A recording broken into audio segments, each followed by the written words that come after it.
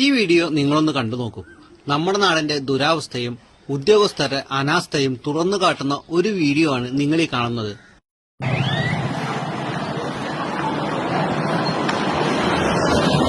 മരണപ്പെട്ട സഹോദരിയുടെ ബാങ്കിലുള്ള കാശ് പിൻവലിക്കാനായി ബാങ്കിലെത്തിയ മനുഷ്യനോട് ഉദ്യോഗസ്ഥർ പറഞ്ഞത് മരിച്ച സഹോദരി നേരിട്ട് വന്നാലേ പണം തരൂ എന്നാണ്.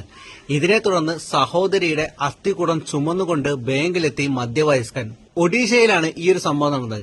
ഡയാനാലി ഗ്രാമവാസിയായ ജിത്തു മുണ്ടയാണ് തന്റെ സഹോദരിയുടെ അക്കൌണ്ടിലുള്ള 19,000 രൂപ ലഭിക്കാനായി സഹോദരിയുടെ ശവശരീരം തോളിൽ ചുമന്നുകൊണ്ട് കിലോമീറ്ററുകളോളം നടന്ന് ബാങ്കിലെത്തിയത്. ജിത്തുവിന്റെ സഹോദരിയായ കക്ര 2 മാസം മുമ്പാണ് മരണപ്പെട്ടത്.